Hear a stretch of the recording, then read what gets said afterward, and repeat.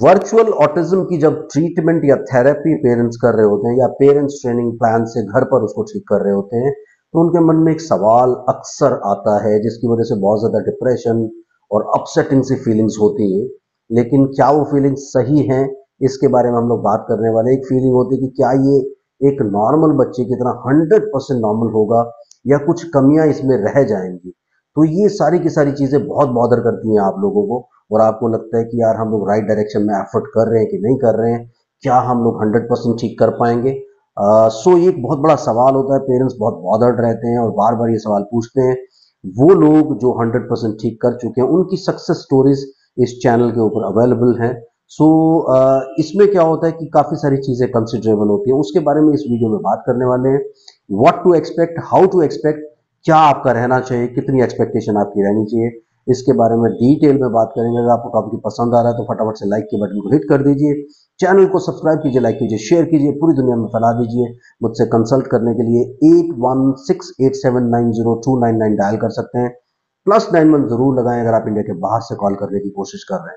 चलिए बात करते हैं यहाँ पर कि क्या आपको एक्सपेक्टेशन किस तरह की रखनी चाहिए, एक्सपेक्टेशन सही है नहीं है, पूरी तरह से ठीक होंगे कि नहीं होंगे, इसके ऊपर बात करें। पहली बात, अगर आपका बच्चा 2 साल, 2.5 साल, 3 साल के एज ग्रुप में यानी 3 साल से छोटा है और आपने बहुत जल्दी से ट्रीटमेंट थेरेपी प्लान को ज्वाइन कर लिया है, तो ये आपने बहुत ही बड़ा काम, बहुत ही अच्छा काम किया है।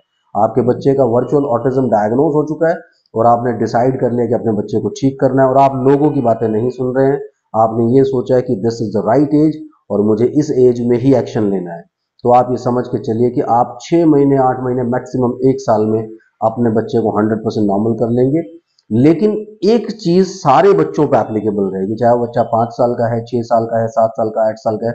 जब भी आप थेरेपी स्टार्ट करते हैं, जब आपको आपका बच्चा, आपका थेरेपिस्ट बोलता है कि अभी ये सेल्फ लर्निंग के ट्रैक पे चला गया है, अब ये ठीक हो रहा है और खुद से ठीक हो जाएगा, तो तब तक आप ये मान के चलिए कि आपको कुछ टाइम का डिले जरूर रहता है। अगर बच्चा बहुत छोटा है, जैसे 2 साल का बच्चा है, 1.5 साल का बच्चा है, तो लर्निंग प्रोसेस में वो ऑटोमेटिकली बहुत जल्दी ठीक हो जाता है। यानी वो 1 साल, 1.5 साल में ही नॉर्मल बच्चों के साथ पेस बनाने लग जाता है।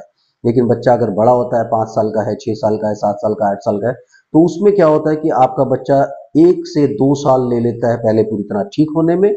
उसके बाद एक आध साल उसको और लग जाता है एक नॉर्मल बच्चे के साथ पेस बनाने में। लेकिन ऐसा कभी नहीं होता कि अगर आपके बच्चे को वर्चुअल ऑटिज्म का प्रॉब्लम है वो 100% ठीक नहीं होगा। बट यहाँ पर एक गलती आप छोटी सी जरूर करते हैं, कई बार बहुत वेट करते रहते हैं।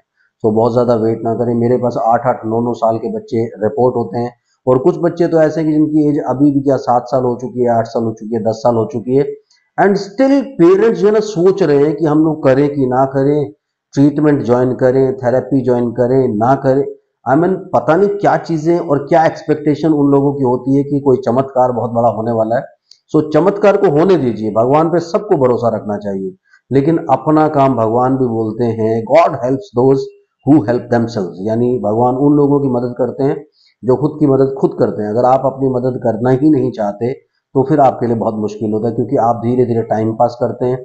जितने बिहेवियर्स और सेंसरी इश्यूज जो है वो फॉर्म होते चले जाएंगे आपके बच्चे में, क्योंकि जितना आप डिले करेंगे उतने बिहेवियर इश्यूज और सेंसरी इश्यूज जो है वो फॉर्म होते चले, पक्के हो जाएंगे बच्चे के बिहेवियर में या बच्चे के सेंसेस में।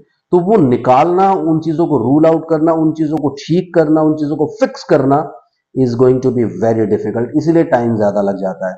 तो अगर आप बाद में टाइम और फाइनेंसेस यानी अपने पैसे को भी डिस्टर्ब करना चाहते हैं, अपने टाइम को भी डिस्टर्ब करना चाहते हैं, बच्चे की जिंदगी के साथ भी खेलना चाहते हैं, तो कोई बात नहीं, आप आराम से 10 साल, 12 साल, 15 साल की एज में ट्रीटमेंट शुरू कर सकते हैं।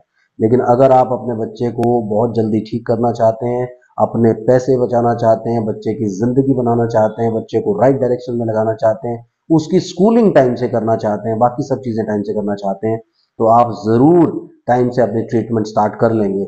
और मैं तो कहूंगा जिनके बच्चे उन्होंने डायग्नोज करवा लिए और वो 2 साल, 2.5 साल के हैं, 1.5 साल के हैं, आप तो इमीडिएटली ही अपनी जो आपकी जो ट्रीटमेंट या थेरेपी प्लान्स हैं उनको लेकर के, पेरेंट्स ट्रेनिंग प्लान्स को लेकर के शुरू हो जाइए, अपना काम शुरू कर दीजिए, ताकि आप कहीं डिले ना हो जाए। क्योंकि मैंने बहुत सारे केसेस में बहुत सारे बच्चे देखे, क्योंकि रूटीन में हम लोग तो बहुत सारे बच्चे देखते हैं, उसमें क्या होता है कुछ बच्चों की उम्र 2 साल भी होती है, कुछ बच्चों की उम्र 10 साल भी होती है, लेकिन ये पेरेंट्स पे डिपेंड करता है कि कितना जल्दी वो स्टार्ट करना चाहते हैं, कितना जल्दी उनको बेनिफिट चाहिए। बट ठीक हो जाने के बाद आपको ये देखना पड़ेगा कि कुछ 1-2 साल का टाइम जरूर लग जाता है बच्चे को नॉर्मल बच्चों के साथ पेस बनाने में, अगर बच्चे की उम्र 5 साल 6 साल 7 साल से ज्यादा हो चुकी है।